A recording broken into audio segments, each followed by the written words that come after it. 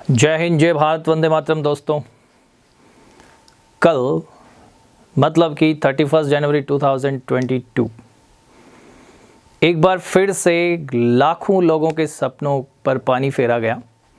एक बार फिर से उन बच्चों के सपनों को चूर चूर कर दिया गया। 31 को ये पूरी उम्मीद थी कि जिन बच्चों ने air force X and Y group के लिए ऑलरेडी PSL में जो क्वालिफाइड बच्चे थे, जिनके सपने थे कि एनरोलमेंट लिस्ट कल जारी होगी, वो उनकी लिस्ट जारी नहीं होने की बजाय वही एक फिक्स्ड नोटिस जो CASB पिछले कई दिनों से रिपीटेडली जारी कर रहा है, उसमें सिर्फ एक डेट को चेंज करते हुए वैसा ही उन्होंने फिर से एक बार किया और एक बार फिर से हमारे सपने, बच्चों के सपने, पेरेंट्स के सपने धराशायी हो गए। इस देश में क्या चल रहा है कि जितनी भी तमाम प्रकार की वैकेंसीज है, कुछ एक चंद वैकेंसीज को यदि साइड में कर दिया जाए तो सभी के साथ पिछले पेंडेमिक की आड़ में ऐसा ही हो रहा है। पिछले 2.5-3 वर्ष से ऐसा ही हो रहा है। हमने देखा रेलवे की वैकेंसीज, हमने देखी SSC की वैकेंसीज, हमने देखा डिफेंस की वैकेंसीज, सभी के साथ ऐसा ही हो रहा है। जुलाई में जो एग्ज़ाम कंडक्ट किया गया उसका अभी तक CASB ने रिज़ल्ट अनाउंस नहीं किया है और इसी तरह से जो PSL डिक्लेयर की थी air force X and Y group के लिए, उसका एनरोलमेंट लिस्ट अभी तक जारी नहीं किया गया है। जिसकी उम्मीद लगाए हम सब भारतवासी यहाँ पे बैठे हैं, उन सभी के सपनों को धराशायी किया गया है। एक नोटिस में एक कॉमन लैंग्वेज लिखी जाती है कि एडमिनिस्ट्रेटिव रीजंस। वो कौन से एडमिनिस्ट्रेटिव रीजंस है वो हम लोग जानना चाहते हैं। आप इतना भी ये बताना नहीं चाहते हैं कि वो कौन से एडमिनिस्ट्रेटिव रीजंस है। इस तरह से आपका एक एहसान है हमारे ऊपर कि आप एक नोटिस डाल देते हैं और हम इंतज़ार करते बैठे रह जाते हैं। उस नोटिस को देखने के बाद में वही सिंपल सी चीज़ें रिपीटेडली हो रही है। तो क्या भारत का युवा सिर्फ उसी नोटिस का इंतज़ार करता रहेगा? इतना ही नहीं, आप नोटिस में ये भी लिखते हैं कि वेबसाइट पर बने रहें अगले नोटिफिकेशन तक। हमारा यही काम है कि हम वेब पोर्टल पे बने रहें। स्टूडेंट्स का यही काम है कि वो वेब पोर्टल पे बने रहें। उनके पेरेंट्स का यही काम है कि वो वेब पोर्टल पे बने रहें जब तक आपकी सांसें चलती है। देश ये जानना चाहता है कि वो कौन से एडमिनिस्ट्रेटिव रीजंस है। सबसे पहले उनको क्लैरिफाई किया जाना चाहिए। एक फिक्स टेन्योर NDA की तर्ज पर UPSC जिस तरह से एग्ज़ाम कंडक्ट करवाता है, एयरफोर्स और नेवी उसी तर्ज पर एग्ज़ाम कंडक्ट क्यों नहीं करवाता? हम सभी का ये सवाल है। हम सभी ये जानना चाहते हैं कि क्यों एक सोल्जर एंट्री को बहुत ज़्यादा जटिल बनाया गया है, जबकि एक ऑफिसर की एंट्री बहुत ही फिक्स टेन्योर पे है, बहुत ही फिक्स्ड पैरामीटर पे उसको कंडक्ट करवाया जाता है। NDA के एग्ज़ाम से एक ऑफिसर 12th पास बन के जाता है और ज्वाइनिंग से पहले उसके पास सिर्फ 12th पास का सर्टिफिकेट चाहिए। वहाँ पे कहीं भी स्टेट की सिटीजनशिप का जिक्र नहीं है कि इस स्टेट की कट ऑफ इतनी जाएगी। वहाँ पे कहीं भी परसेंटेज का जिक्र नहीं है। वहाँ पे किसी स्ट्रीम का जिक्र नहीं है कि आप अप्लाई कर ही नहीं सकते। यदि आपके पास आर्ट है तो भी आप अप्लाई कर सकते हैं ग्राउंड ड्यूटी ऑफिसर के लिए। बायो का कैंडिडेट कर सकता, सब कर सकते हैं। तो फिर एयरफोर्स और नेवी जो कि सोल्जर एंट्री के लिए उन ऑफिसर्स के नीचे काम करने वाले सोल्जर्स एंट्री जो है, वो जो सोल्जर्स है उनके लिए इतना जटिल क्यों? Physical, medical parameters, adaptability test parameters, इसके अलावा आपका कोलेटर जारी करने का तरीका जब मर्जी आप बदल देते हैं। कभी परसेंटेज बेसिस, कभी 60% पे, कभी 50% पे, कभी 12th पास बेसिस, कभी 98% पे आप कॉलअप बुलाते हैं बच्चों को। ये कब तक चलेगा? जब ऑफिसर एंट्री के लिए कोई इस तरह के पैरामीटर नहीं है तो सोल्जर एंट्री के लिए क्यों? पहला सवाल। दूसरा सवाल, जिस तरह से NDA साल में 2 बार एग्ज़ाम कंडक्ट करवाता है, ठीक उसी प्रकार से एयरफोर्स, नेवी और आर्मी क्यों नहीं कंडक्ट करवाते? आर्मी की रैलीज हुई, फिजिकल हो गए, मेडिकल हो गए, रिटन एग्ज़ाम के कोई शेड्यूल नहीं है। आर्मी की रैलीज जो हुआ करती थी वो पिछले 2 साल से 3 साल से जिन स्पोर्ट्स पे हुआ करती थी उन स्पोर्ट्स पे रिलीज़ नहीं हो रही है। इसका किसी के पास कोई जवाब है? क्या इससे एक बहुत बड़ा मास, बहुत बड़ी जनता, बहुत बड़े जो करियर बनाने के लिए जो समूह है बच्चों का, क्या वो प्रभावित नहीं होता? क्या इसी की वजह से कुछ बच्चों ने सुसाइड नहीं कर लिया है? अब इसमें एज लिमिट का आप अपना क्राइटेरिया देखिए। 20 साल के बाद में बच्चा एयरफोर्स में अप्लाई नहीं कर सकता। 19.5 साल के बाद में बच्चा नेवी सोल्जर एंट्री के लिए अप्लाई नहीं कर सकता। तो वो वेब पोर्टल पे आपका इंतज़ार करता करता कब तक बैठा रहेगा? क्या गार्जियंस को, क्या बच्चों को अपना करियर डिसाइड करने का कोई फ्रीडम नहीं है?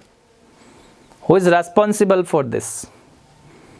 ये पैंडमिक, कोरोना पैंडमिक की आड़ में, ये कोरोना पैंडमिक नहीं है। वर्तमान में जो स्थिति देश में चल रही है वो अनएम्प्लॉयमेंट पैंडमिक है। हम इसको अनएम्प्लॉयमेंट पैंडमिक नाम देते हैं।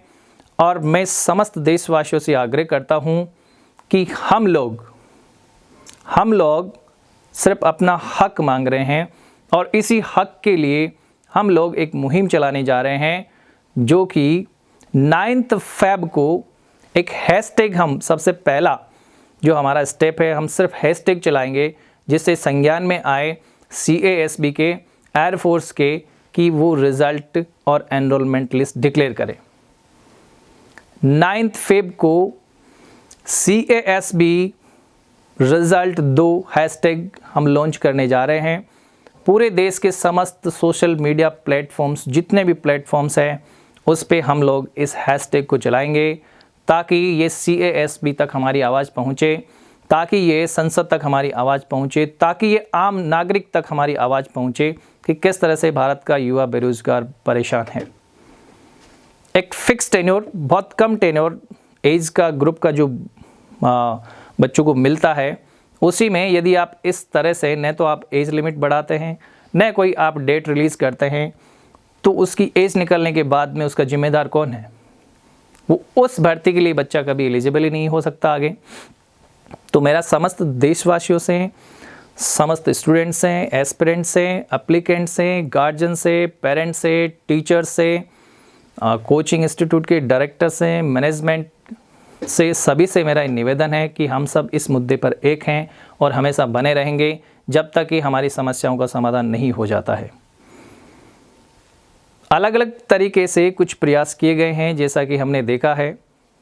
मैं चाहता हूं कि वो प्रयास एक डायरेक्शन में हो और एक साथ हो, ताकि उसका जल्दी सॉल्यूशन हमें मिले। हमारा पहला स्टेप एक हैशटैग चलाना, और उससे भी यदि समाधान नहीं होता है तो हमारे पास बहुत सारे ऑप्शंस हैं। मैं इसके लिए दोबारा एक बार लाइव पे आऊँगा और आप लोगों को बताऊँगा कि किस तरह से इस हैशटैग को चलाना है। अभी आप तैयार रहें 9 फ़रवरी के लिए, कि 9 फ़रवरी को हम देश पर इतने बड़े व्यापक स्तर पर एक हैशटैग चलाने वाले हैं, जिससे कि सबके संज्ञान में आए कि आखिर हम क्या डिमांड आपसे कर रहे हैं। हम आपसे खैरात में कुछ नहीं मांग रहे हैं। नौकरियां खैरात में नहीं दी जाती है। नौकरी के लिए एक कैंडिडेट को बहुत बजा के लिया जाता है। हर एस्पेक्ट पे उसको चेक करने के बाद में उसको लिया जाता है। क्या आप रिटर्न एग्ज़ाम कंडक्ट नहीं करवाते? उसका सिलेबस आपके द्वारा फिक्स किया गया है। क्या इतने में ही आप जॉब दे देते हैं एयरफोर्स का? क्या आप फिज़िकल पैरामीटर बच्चे के चेक नहीं करते हैं?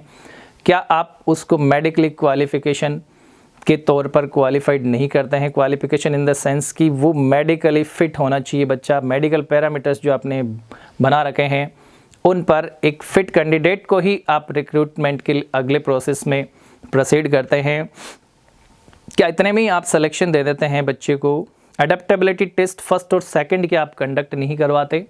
उसके बाद में आप सिर्फ PSL लॉन्च करते हैं, उसे हम ज्वाइनिंग नहीं मानते। वो प्रोविजनल सिलेक्शन लिस्ट है, वो सिर्फ प्रोविज़न है। एनरोलमेंट लिस्ट का अभी तक जो इंतज़ार कर रहे हैं, एक इतनी लंबी प्रक्रिया के बाद में आप एक सोल्जर एंट्री पर रिक्रूट करते हैं।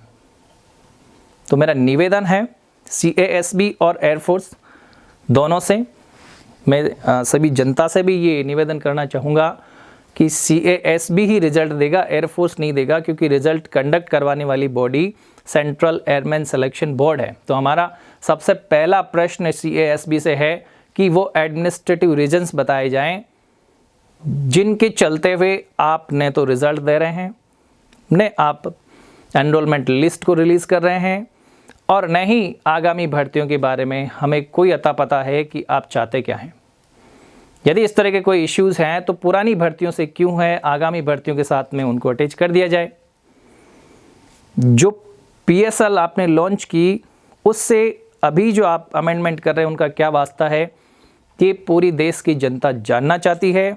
आप एक फिक्स टेन्योर शेड्यूल के साथ में लॉन्च करें, हम आपसे ये रिक्वेस्ट करते हैं, आग्रह करते हैं और पूरी देश की जनता से मैं हाथ जोड़कर निवेदन करता हूं कि वो इस मुहिम में एकजुट होकर के और हमारा साथ दें, ताकि इससे जुड़े हुए बच्चे, उनके पेरेंट्स, उनके सपने, उनको हम साकार कर सकें, उस मुहिम में हम उनके भागीदार बन सकें।